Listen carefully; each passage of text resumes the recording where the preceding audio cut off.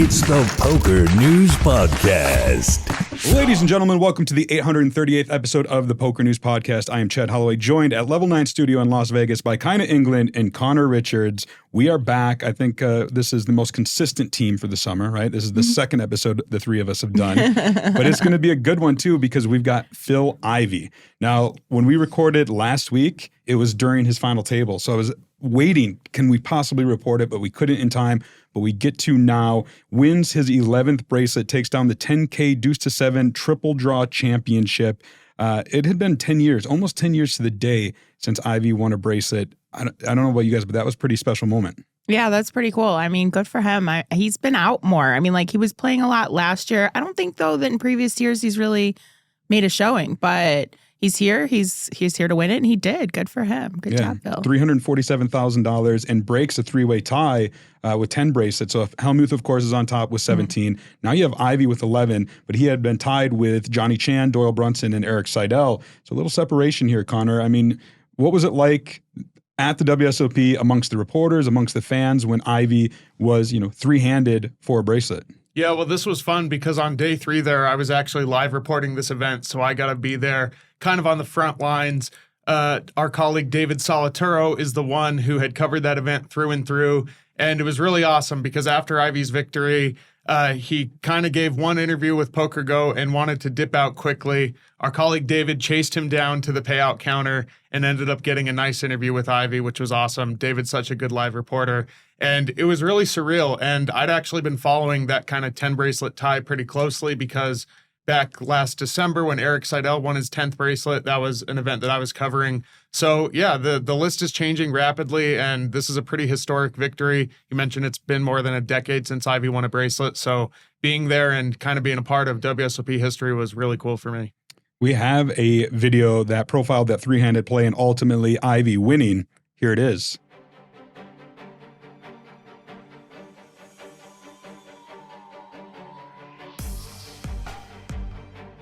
We are here at the Limit Deuce to 7 Triple Draw $10,000 buy-in final table with notables such as Benny Glaser, Phil Ivey, Jason Mercer, and Danny Wong, all competing for top prize of $347,000. I, for one, am super excited to see who comes out on top.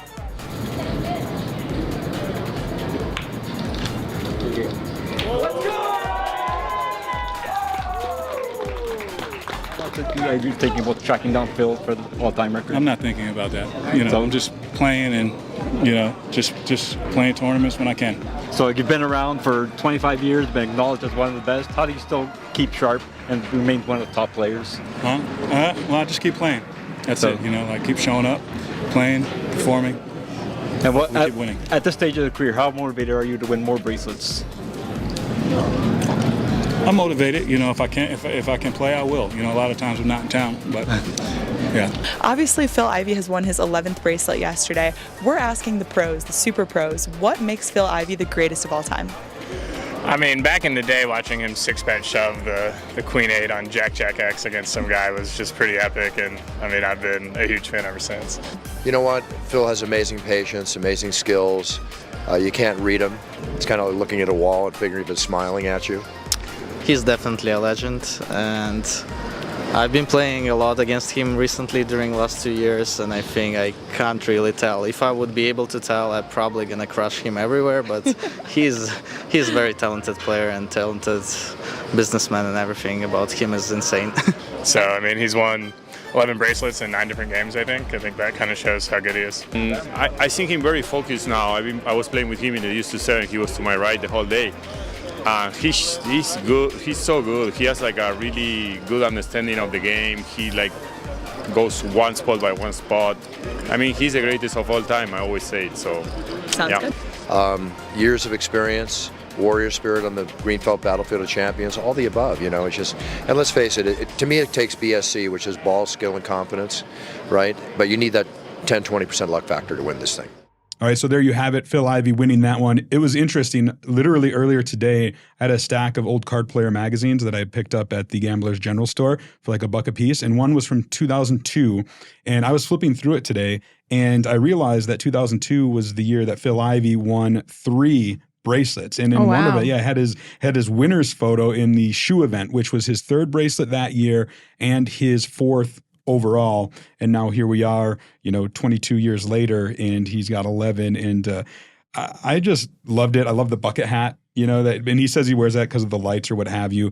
And, Phil Ivey is a man of few words. You could see from the winner interview, real short and sweet, but there is a certain energy about when he plays. And kind of to your point, there have been years where is Phil Ivey going to show up? Is he not? And it's cool to see him kind of back in the swing of things and getting bracelet number 11. Yeah, good for him. And I noticed, didn't he have like a different bucket hat like every day too? Yeah. I think he's got an entourage of people who will bring him options, right? So I've seen them bring different hats for him to choose from, different bottles of water, I was told from Donnie Peters, different headphones and stuff. Different bottles of water, huh? Like, okay, do you want a Fiji or do you want a Voss water today, Phil? What do we have today? We're on a Essentia here today. Or do you want some Starbucks?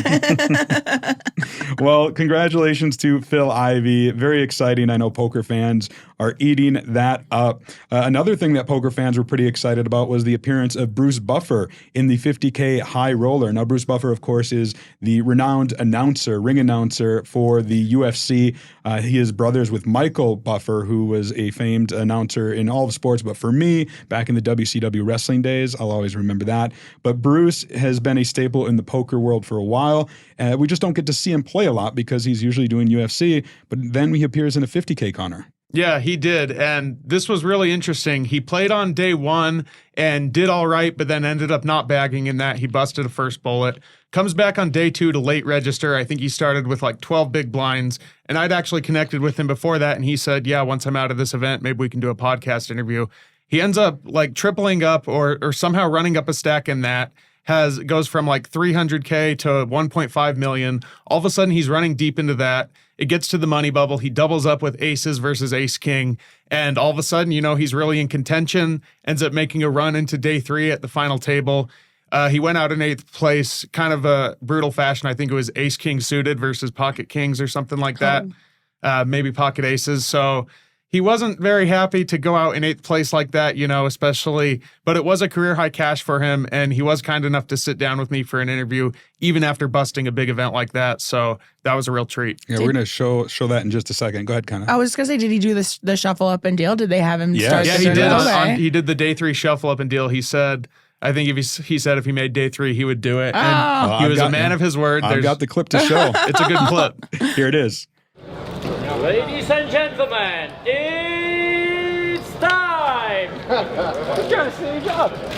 Ladies and gentlemen, for those in attendance and the millions watching around the world, we are live for the World Series of Poker $50,000 high roller event in Las Vegas. And now, this is the moment we've all been waiting for. It's time to go to war on the green belt battlefield of champions. Let's shuffle off and deal! So there you have it. Bruce Buffer, that voice, iconic, doing the shuffle up and deal. I loved it. I also love that he is a great ambassador for UFC, of course, but even for poker. And I mean that because at the end of day 2, I was off, but I came in with some friends, 3 different friends. I was giving them the WSOP tour. They're not poker people, but they knew who Bruce Buffer was. And Bruce Buffer was kind enough right after they bagged and tagged to do some photos. That's nice. And it really made their night. What a great guy. Yeah. Well, it's probably like helped that he bagged and stuff. He's probably in a good mood, Yeah. Otherwise, he'll pull a Daniel and be like, "Not now, don't talk to me. I'm on break." Well, Connor had to get him after he busted, unfortunately, right? But you did do the interview for your Life Outside Poker podcast. He did, and again, I felt bad even asking, but we had already talked about it before. He was nice enough to go with us over there in the little studio we have there at the Horseshoe, and we talked about all sorts of stuff. He's a really interesting guy, but specifically, it was interesting talking about how the other things that he's done in life, he was a successful telemarketer. He's the voice of the UFC. He talked about kind of just how his mindset translate into poker and kind of the similarities between the UFC world, the announcing world, and poker.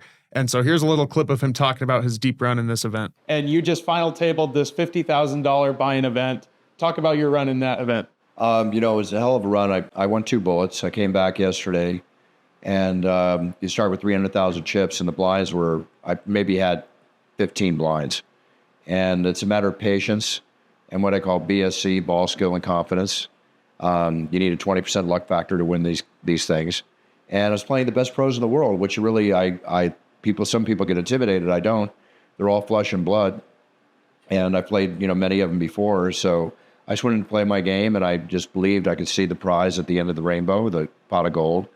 And patience is key, and just went for it.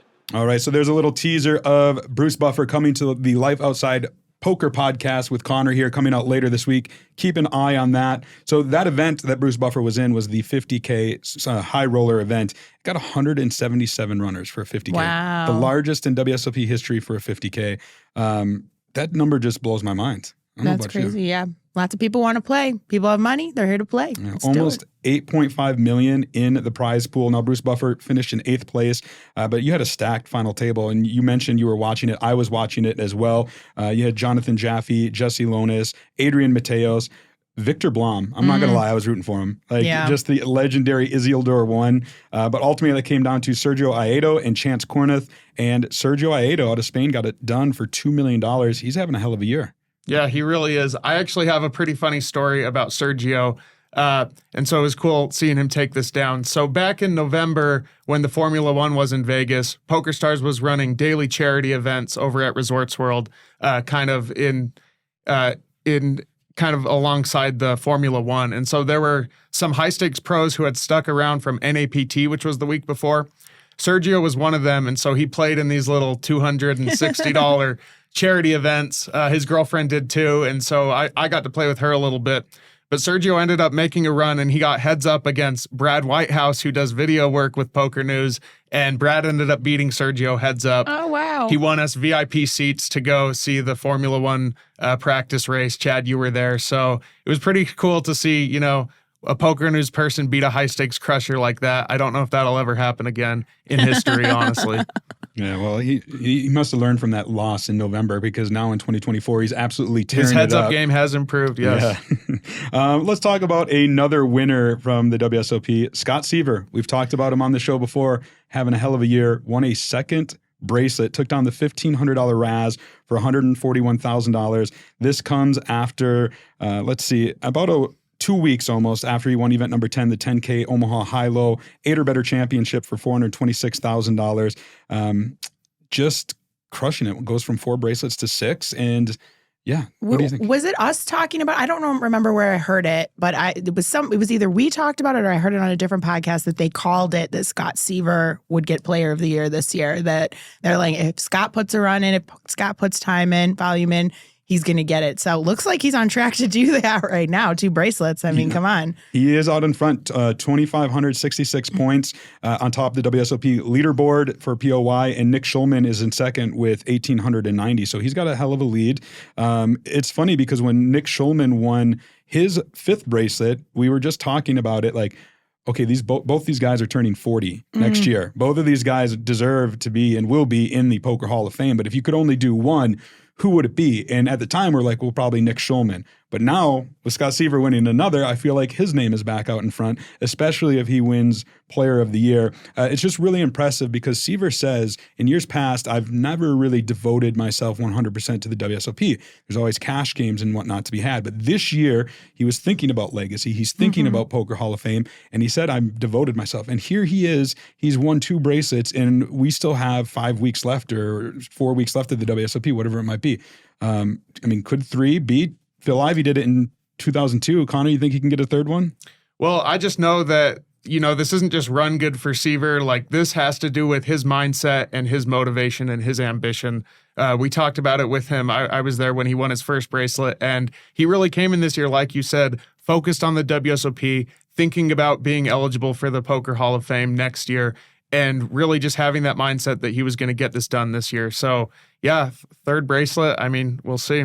He's been, I've seen him around a bunch too, and he's been like smiley and like seems like positive. And actually, I was walking around with the girls the other night, and I think we were next to like the day one of this Raz tournament, or no, it was the Deuce to 7 one. But he was on the rail, and we went up and said hi, and I'd never met him before, and he was like, "Oh, hey, cool, nice to meet you," you know. So I think just like positive mentality, and he's coming in, he's going strong. And then last night too, again, we were, you know, it was Brandon Shaq Harris heads up with Scott Seiver, and we were rooting for both of those guys. It would have been awesome. Two very, very super nice guys up for a bracelet. So good for him. I hope he continues to make a run. Yeah, it would have been Brandon Shaq Harris's third bracelet, I believe.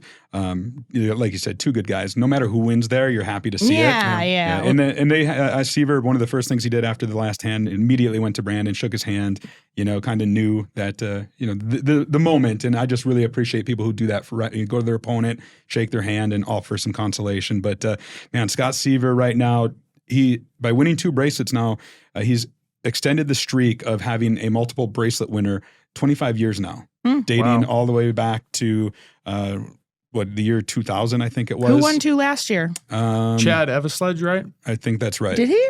He won two? Oh. I think and it was early too. It was kind of the same thing where he won. It might have been two like dealer's choice events. Oh yeah. He won like one really early. I remember. I don't remember the second one though. Yeah, and he was the early POY leader, but then ultimately didn't get it. So it'll be interesting. But Seiver is still going to put in the volume, and he's got to be the favorite to take down POY. But we'll definitely keep an eye on that. One of the big stories this week was what some are deeming the hand of the year already, or one of the greatest bluffs in the history of the World Series of Poker. It took place in event number 34, the $2,500 freeze-out No Limit Hold'em. This field was down to the final two players, and this was between Spain's Antonio Galiana and Johan Gilbert. Viral, heyo. Your Game the of Girl French co-star. rail was way out of line too. We were like, boo, because we were riling Josh. But anyway, good for him. Good for him for making it that far. Yeah, it was a stacked final table. Jeremy Osmus was third place. Juha Helpy, Romain Lewis, Josh Reichard, Patrick Leonard. I mean, just a murderer's row. But it gets heads up. Antonio Galiana versus Yo Viral. And this hand comes up. Connor, you probably know a little bit more about it than me, and we're going to show a real, just the end of it, because it ended up being like a 7-minute long hand. But what do you remember about this hand and the reaction to it? Yeah, so I was on editorial duty for Poker News that night, so I was just kind of on social media looking for big stories. And immediately everyone starts tweeting like, this is the best hand of the year, craziest hand of the year. So I hadn't even seen the clip yet, but I pulled up the stream, and it was pretty obvious what hand they were talking about. I'm sure most people have seen this by now, but basically it's heads up and the board runs out a 5-card flush. So there's a flush on the board, 5 clubs. Neither player has a club. Neither player even has a pair. Nobody has anything. But then they get into this leveling war where it goes bet, raise, 3-bet, 4-bet. Yeah, let me tell you, as you said, it was check on the flop, check on the turn, and then Galiana let out for 900K, and Gilbert thought a little bit before making it 1.95, and Galiana 6.3, and you think that's probably the end of it, right? But nope, Gilbert goes in the tank, clicks it right back, makes it 10 million straight, and then really that should be the end of the hand, right? They can't go any further. But then Galiana, he found it in him, he rips it in, and this is just the end of the hand. You can see the reaction from the commentators. Just take a look. This is unbelievable. Nobody believes. Are you? Galiana jams! What? The final level of that game has been reached. What did you do? What is happening? No way! No way! Siete alto. That's one of the best bluffs in World Series of Poker history. Antonio Galiana taking it to the streets. The 5-bet jam. With absolutely nothing. With nothing. So there you have it. What a hell of a bluff. It didn't end there, right? That was just one big hand. They ended up battling heads up for quite some time, but ultimately Galiana takes it down for $439,000. Yo Viral has to finish for runner-up for almost $293,000. Kyna, what do you think? Is that hand of the year so far? I thought it was pretty impressive. I mean, nobody wanted to back down, and it took like last guy to go all in. Here you go. You can have it, but pretty strong moves there. I don't know. I don't know if that I'd have it in me. I'd probably just give up on the first bet. I think I'm right there with you. So this was like a really big moment, but within hours, there was kind of some put out to the Global Poker News Cup, which actually kicked off today. This is one of the big series, our second time, Connor, that Poker News and Global Poker have teamed up. There is a total of 30 trophies to be won, plenty of merchandise and avatars up for grabs. And what's more is that if you make a purchase at Global Poker using the code PokerNewsCup 2024, you can get a $20 purchase bank that gives you up to 30. What is it? SC. SC is Sweeps coins. I couldn't remember. And then you also receive a free entry into a Poker News Cup Sweeps coin exclusive free roll turbo on July 2nd. So go ahead, check out Global Poker on PokerNews.com, and don't forget to use Poker News Cup 2024 as the code. This is open to both pre-existing and new customers, so check it out. All right, it's time for the 25K Fantasy Draft update. There has been some big movers and shakers, and as we're recording this, though, Team The Dinkers is still on top. So Team The Dinkers is Josh K and some of his friends from Florida.